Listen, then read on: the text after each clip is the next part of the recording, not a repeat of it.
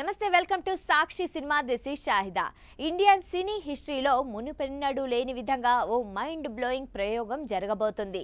Bollywood energetic star Ranveer Singh main లీడ్లో ఆదిత్య ధర్ తెరకెక్కించిన ధురంధర్ ఫ్రాంచైజీకి సంబంధించిన ఓ ఇంట్రెస్టింగ్ న్యూస్ ఇప్పుడు సోషల్ మీడియాలో సంచలనంగా మారింది.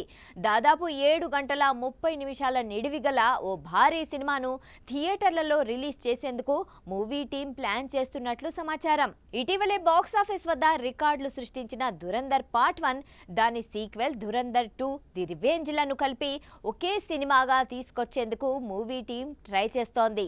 ధురంధర్ డైరెక్టర్స్ కట్ పేరుతో రిలీజ్ కానున్న ఈ వర్షన్ మొత్తం డ్యూరేషన్ సుమారు 7.5 గంటలు ఉండబోతుందని. సాధారణంగా భారతీయ సినిమాలు 3 గంటల్లోపే ఉంటాయి. కానీ ఈ సినిమా 2 భాగాలను ఏకధాటిగా చూసే అనుభూతిని అందించడమే లక్ష్యంగా దీన్ని ఫైనల్ చేసినట్లు సమాచారం. ఒకే చోట కూర్చొని దాదాపు 7.5 గంటల సినిమా చూడడం ఆడియన్స్కు ఓ సవాలుతో కూడుకున్న పని. అందుకే థియేటర్ల యాజమాన్యం, మూవీ యూనిట్ కొన్ని స్పెషల్ ప్లాన్లను సిద్ధం చేస్తున్నట్లు సమాచారం. ఈ సుదీర్ఘ ప్రదర్శనలో 3 ఇంటర్వెల్స్ ఇవ్వాలని నిర్ణయించినట్లు తెలుస్తోంది. దీనివల్ల ప్రేక్షకులు ఫుడ్ తీసుకోవడానికి లేదా కాసేపు విశ్రాంతి తీసుకోవడానికి వీలు కలుగుతుంది. ఇదొక సినిమా ప్రదర్శనలా కాకుండా ఓ పండుగ లేదా ఈవెంట్ లాగా నిర్వహించేలా సినిమా యూనిట్ ప్లాన్ చేస్తున్నారని సమాచారం. అది కూడా ఈ భారీ సినిమాను అన్ని థియేటర్లలో కాకుండా కేవలం ఎంపిక చేసిన ఐమాక్స్, హెచ్డిఆర్, ఎపిక్ వంటి ప్రీమియం స్క్రీన్లలోనే రిలీజ్ చేసే అవకాశం ఉంది.